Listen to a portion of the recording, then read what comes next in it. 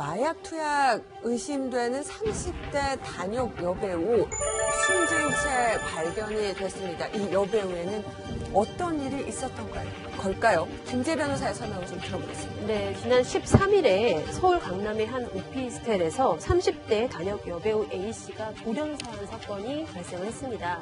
그런데 그 당시에 그 오피스텔에는 남성 4명, 그다음에 숨진 A씨를 비롯한 여성 4명, 그러니까 총 8명이 함께 오피스텔에 머무르고 있었는데요. 그런데 이제 경찰이 신고를 받고 출동을 해서 가보니까 이들이 마약을 흡입한 그런 정황을 발견을 했습니다. 네, 그래서 이 숨진 A씨를 제외한 그 나머지 7명을 상대로 지금 마약 투약 여부를 조사하고 있는 그런 와중이고요. 그래서 마약 종류가 무엇인지는 지금 아직 밝혀지지 않았지만 어쨌든 확인 중이고, 그다음에 또 거기 있는 전원이 전부 마약을 했는지 여부도 아직 조사 중이라고 하는데요. 네.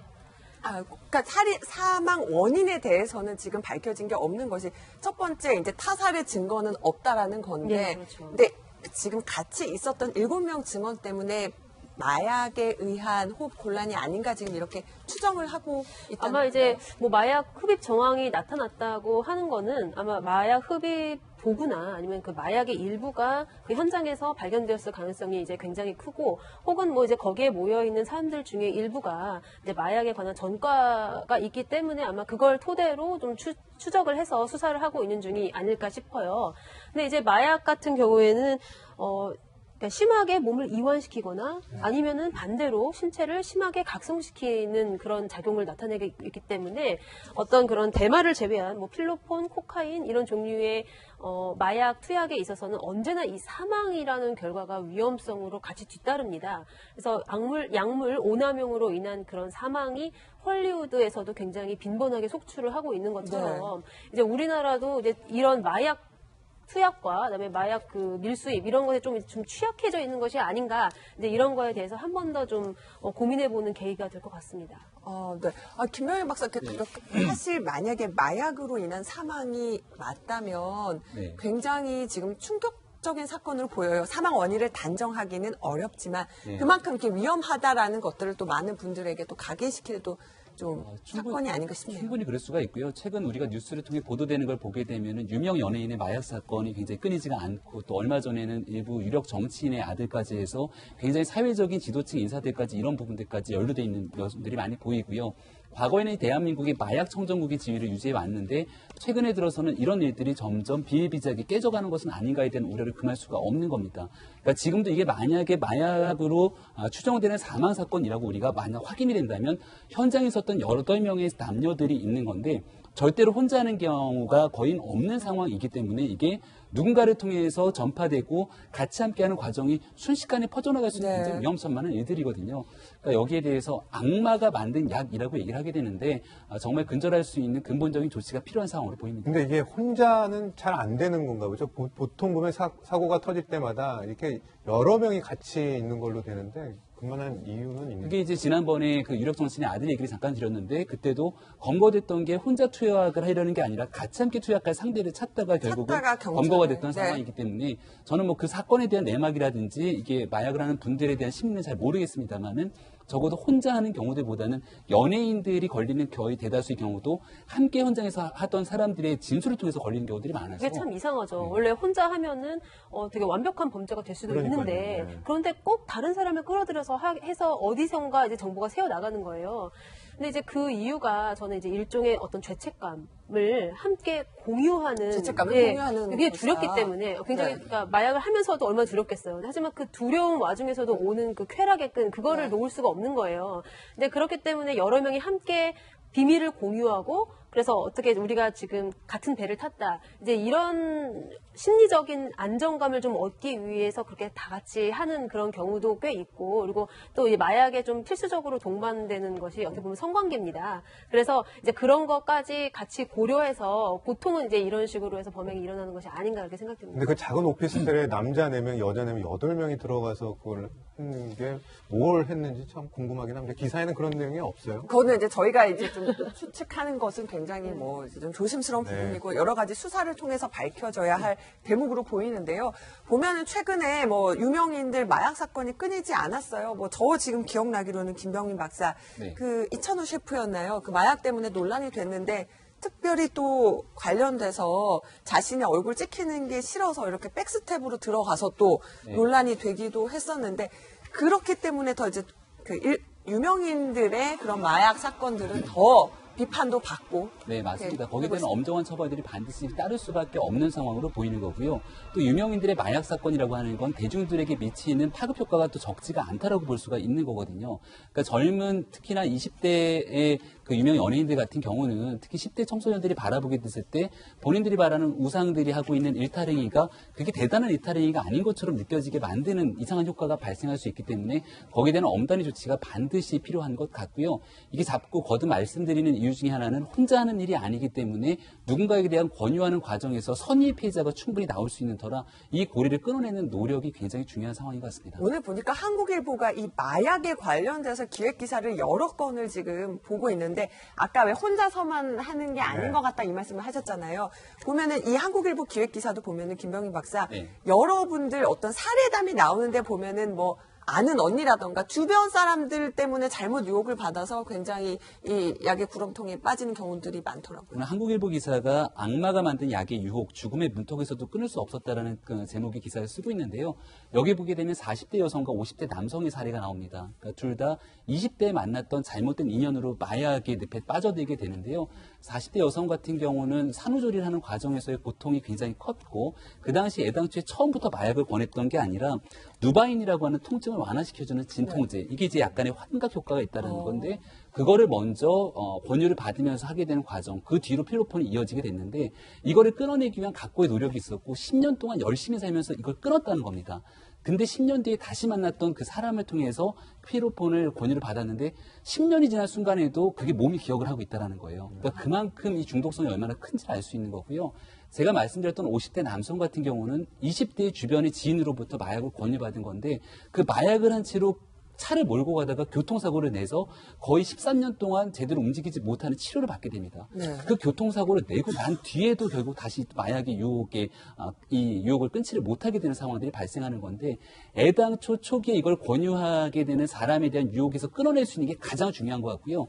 그 뒤로는 혼자서 할 수 없다라면 주변의 도움이 필요한데 포털 사이트에서 마약을 검색하는 순간 이것에 대한 도움을 줄 수 있는 쭈르륵 되는 신고 전화들이 다 같이 나옵니다. 신고 전화부터 쭈르륵 뜨는군요. 나옵니다. 네. 그래서 그런 부분들을 통해서 우리 사회가 혼자가 아니라 같이 이 부분을 극복할 수 있는 시스템들이 점점 진화되고 있기 때문에 그런 부분들에 도움이 굉장히 절실히 필요할 것 같습니다.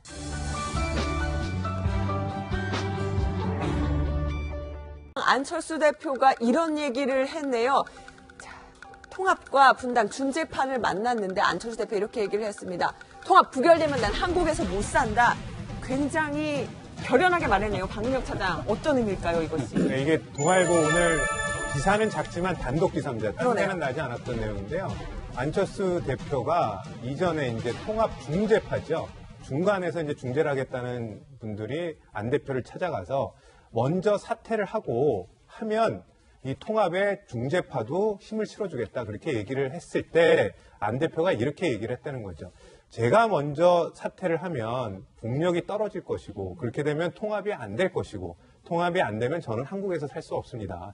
해외에 나가야 됩니다. 그러니까 다른 중재안을 좀 주십시오. 이렇게 얘기한 사실이 뒤늦게 동아일보 취재로 확인이 된 내용입니다. 한국에서 못 산다라는 얘기를 할 정도면 통합해야 된다. 정말 내 정치 생명을 걸었다. 뭐 지금 이런 의미가 담긴 건가요? 김우식 그러니까 사실은 통합을 추진하는 안철수 대표가 만에 하나 통합이 부결될 경우에는 정치 생명 끝났다고 보는 거고 한국에서는 도저히 머리를 들고 살 수 없다라는 이야기를 아주 간접적으로 표현한 것 같은데요. 그러니까 2월 4일 전당대회로 날짜를 못 박아놨지 않습니까? 네. 그럼 2월 4일 전당대회에 통합이 가결될 것이가 부결될 것이가 결론이 나는데 그 중재파들 의원들의 주장은 뭐였냐면 일단 통합 전당대회를 가결 여부를 묻는 전당대회가 일단 열려야 되기 때문에 전당대회 열기 위해서는 반대파들의 요구를 일정 정도 들어주는 모양새를 취하기 위해서라도 일단 안 대표가 먼저 사퇴를 먼저 해라. 기간이 얼마 남지 않았죠? 오늘이 뭐 지금 6일이니까 사실은 2월 4일까지 사실 한 달도 안 남은 기간이니까 한 달 이전에 사퇴하라고 이제 중재파는 요구를 하고 안철수 대표의 조기 사퇴를 명분으로 해서 통합 반대파도 전당대에 끌어들이겠다는 게 이제 중재파의 중재 아니었어요. 거기에 대해서 지금 안철수 대표가 일단 한 달도 안 남은 상태에서 조기 사퇴하면 통합의 동력이 떨어질 뿐만 아니라 만에 하나 그렇게 해서 전당대에 갔는데 통합이 부결되면 내가 어떻게 한국에 살겠느냐 이런 아마 간곡한 이야기를 한 것 같고요. 그런 얘기 들으신 적 있으세요? 저는 직접 듣지 못했습니다만 저런 심정을 충분히 전달을 받았습니다. 그러니까 그 안 대표로서도 자기 스스로가 그것까지 이야기를 했다고 제가 들었는데 어차피 2월 4일 날 전당대 당일날 사표를 낼 수 있다. 그러니까 사실 한 달도 차이가 안 나니까 그 전에 사퇴하기보다는 전당대 당시에 가서 사퇴하면 될 거니까 그 정도까지만 중재파가 좀 받아들여 달라고 사실 역제안을 했다고 그래요. 근데 그 부분을 이제 중재파가 받지 않아서 중재안은 사실은 결렬되고 말았습니다. 이런 가운데요. 어제는요. 국민의당 당무위원회를 열었는데 비공개로 열었어요. 유령 당원을 정리하는 문제였다고 하는데 네. 왜 비공개였는지 어제 또 반발하는 의원들 모습 잠시 보시겠습니다. 무슨 나쁜 짓을 하려고 비공개를 하는 거예요, 이걸. 안철수의 새 정치는 썩은 정치다. 우리는 우리의 길을 가자 이겁니다. 그래서 개혁신당의 창당 준비를 박차를 가하자. 김병민 박사, 네. 아이고 이제 썩은 정치다. 이러고 이제는 네. 거의 뭐 다 갈라졌다라는 느낌은 들어요. 근데 네. 비공개로밖에 할 수 없었던 안 대표의 사연이 있을지. 그러니까 안 대표 입장에서도 여기에 이제 모든 정치 생명을 걸은 상황이기 때문에 비공개로는 하지만 그 안에 일어나고 있는 일에 대해서는 당원 당규를 위배하는 일이 없다라고 지금 얘기를 하고 있는 거고요. 따라서 적법 절차에 따라 깨끗하게 하고 있다는 게 안 대표 측의 주장이고 박지원 전 대표를 비롯한 통합 반대파 입장에서는 이게 이제 통일 주체 국민의회와 다를 바가 뭐냐. 과거 이제 독재 유신을 끌어당기면서 안철수 대표의 독재이다라고 얘기를 하고 네. 강하게 맞붙고 있는데요. 저는 그러면서도 이 전당대회를 사실은 통과가 되지 못하도록 막으면서도 신당 준비를 하고 있는 통합 반대파의 플랜 A, 플랜 B가 있는 것 같고 안철수 대표 입장에서는 플랜 B가 없는 것 같아요. 여기서는 그냥 이 통합에서 무너지게 되면 정치 생명이 끝이기 때문에 결국 2월 4일 사실 굉장히 중요한 날이거든요. 입춘, 봄이 시작되는 날인데 국민의당이 봄이 시작되는 날이 올지가 굉장히 주목이 됩니다. 네, 근데 저 당무위원회에서 결정된 사항이 있죠. 한 두세 가지 정도인데요. 핵심은 이렇게 유령 당원입니다. 당비를 내지 않고 당원 자격을 갖고 있는 사람들인데 이 사람들은 뭘 어떻게 활동하는지 모르기 때문에 이런 사람들에 대해서는 투표권을 주지 않겠다라는 걸로 이제 당규를 개정을 했고요. 한 가지 더는 이제 여러 군데에서 분산 전당대회를 열 수 있게끔 했어요. 그렇게 되면 투표율이 올라가지 않습니까? 그러니까 안철수 대표 쪽에는 굉장히 유리한 거죠. 그 내용이. 그렇죠. 그러니까 지금 당무위에서 의결하고 있는 내용이 뭐냐면 전준이 전당대 준비위원회에서 요구한 안건들을 계속 당무위에서 이제 의결하고 있는데 가장 중요한 포인트는 그겁니다. 2월 4일 날 예정된 당무위원회가 가결권을 가지려면 권리당원 10,000명 중에서 50%가 출석을 해야 돼요. 그러니까 5,000명이 모여야 됩니다. 근데 사실은 권리당원 10,000명 중에 5,000명을 모기가 쉽지가 않기 쉽지가 때문에 않죠. 반대파들은 그것이 안 되기 때문에 계속 그 전당대회를 무산시키겠다는 것이었거든요. 그렇기 때문에 아마 전당대회 준비를 위한 이 당무위 의결에서는 그 모수를 줄이는 거죠. 10,000명의 숫자를 줄여서 이른바 유령당원으로 지금 돼 있거나 연락이 안 되거나 당비를 내지 않은 사람을 권리당원에서 박탈하면 네. 10,000명의 숫자가 줄지 않겠습니까? 네. 그래서 실제로 참여할 수 있는 숫자를 줄임으로써 그중에 50%를 출석시키겠다는 게 이제 지금 어제 당비 의결. 당비가 얼마인가요? 어제 이게 1,000원입니다. 당비가 1,000원인데 어쨌든 좀 더 통합을 할 확률을 높이기 위해서 유령당원을 정리한 건데 어제 이렇게 비공개로 그 결정을 하기 위해서 회를 열지만 이렇게 유성엽 의원 등등 바깥에서는 이렇게 소란이 벌어졌습니다. 김상민 의원님, 유성엽 의원은 무슨 나쁜 짓 하려고 그래 하고 반발을 하고 있는데 이렇게 비공개 회의를 열고 당무위원회 결정하는 것들 나쁜 짓이라고 보세요? 다른 당 의원으로서. 네. 타당을 제가 평가할 수 있는 지금 당 상황인지는 터질지도 모르겠지만 모르는 당에 대해서. 네. 저는 저런 당과 합칠 수 있으시겠어요? 뭐 저런 당이라기보다는 소수의 뭐 당에는 여러 다양한 의견들이 있을 네. 수 있으니까요. 근데 제가 볼 때는 사실은 안철수 대표 측에서 나쁜 짓을 한다는 거에 대한 우려보다는 국민의당이 원로급에서 예전에 막 뭐 가방 안에 뭐 쇠파이프 몇 센치를 가져오고 또 전당대회 때 폭력 사태가 일어날지 모른다라는 어떤 그런 위협적인 분위기를 사람들은 더 걱정하는 거 아닌가 생각을 하고요. 정치하다 보면 다른 이견이나 생각들은 충분히 있을 수 있습니다. 그런데 그걸 실현하는 방법에 대해서 이제 폭력이라든지 또 국민의 인식과 그 보편적 상식에 이렇게 벗어나는 일을 하지 말아야겠죠. 근데 혹시 오해가 있을까봐 저 상황을 좀 더 상세히 설명드리자면은 기본적으로 회의는 비공개입니다. 비공개 다 하기 때문에 그게 문제되는 게 아니라 어제 당일 문제가 된 거는 보시다시피 1층에 회의는 5층에서 하는데 1층부터 막았어요. 누굴 막았냐면 언론인들을 막은 거예요. 그러니까 참석하는 사람들은 다 올라가게 하고 취재진들을 1층에서 못 올라가게 한 거죠. 왜 그러냐면 이전에 당무위원회 때 막 난장판이 벌어지지 않았습니까? 그 난장판이 벌어진 모습이 그대로 방송을 통해서 보도가 되니까 이미지가 안 좋다 보니 이번에도 혹시 그럴까봐 취재진을 1층에서 막은 거예요. 그래서 유성엽 의원이 저렇게 얘기를 한 겁니다. 그러니까 취재진한테 공개를 안 하는 그쵸. 게 왜 그러냐 거기에 대해서 항의를 한 것이다. 그거 플러스 네. 회의도 공개하자는 취지가 있는 거죠. 그렇네요. 지금까지 당무위원회는 공개한 적이 한 번도 없고요.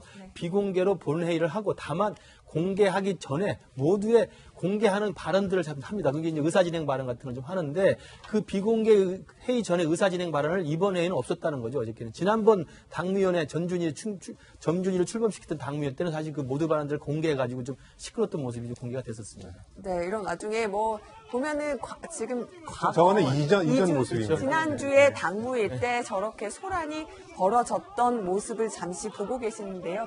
이런 일들이 없게 하기 위해서 어제는 그쵸. 조금 더 사전적으로 차단한 게 아닌가 싶은데 박지원 의원도요. 이 유령당원 정리한 걸 놓고도 네. 보면은 박명 차장, 네. 아유 체육관 선거 옛날엔 용팔이 얘기하시더니 이번엔 또 이거 체육관 선거 연상시킨다라고 또 박 의원이 맞아요. 이렇게 프레임을 만들었어요. 그러니까 같은 사실을 놓고도 왼쪽에서 보냐 오른쪽에 놓고 보냐 다른데 안철수 대표 쪽에서는 유령 당원이죠. 돈 안 내고 없는 당원이기 때문에 정리해야 된다고 생각을 하는데 박지원 전 대표 입장에서는 유령 당원이 아니고 원래 있는 당원을 당원인데. 얘네가 참가 자격을 빼고 자기네들 관심 있고 찬성하는 사람들만 체육관에 몰아놓고 땅땅땅 치는 거 아니냐라고 하면서 전두환 정권 시절의 체육관 선거랑 같다 이렇게 비판을 하고 있는 거죠. 네, 근데 당비 1,000원을 안 낸 사람을 당원으로 인정할 수 있는지. 그러니까 그건 사실상 문제죠. 그러니까 실제 일부 정당에서 그런 것들이 있어요. 그러니까 조직표를 확산시키기 위해서 없는데 이름을 세우고 아구잡이로 당원이냐 많이 해서 투표권을 확보를 네. 하는 경우가 있죠. 유령당원 문제는 그 각 당마다 되게 많은 문제가 있고요. 아까 이제 TV 이제 화면에 보면은 막 폭력 사태 이렇게 나고 있잖아요. 그런데 저기 비공개하면 좋은 게 뭐냐면 카메라랑 TV 카메라 이게 없으면요. 조용하죠. 그렇게 안 해요. 아 그런 측면도 있어요. 슬슬 네. 좀 적당히 합시다 이렇게 해서 넘어가지. 아. 뭐 저렇게 막 부여잡고 없이. 마치 뭐 큰 분란 이런 거 청하지 않거든요. 그래서 때로는 네. 이 카메라가 없는 게 더 이 한국 정치 발전에도 좋을 때도 있습니다. 그래도 남북 대화도 비슷해요.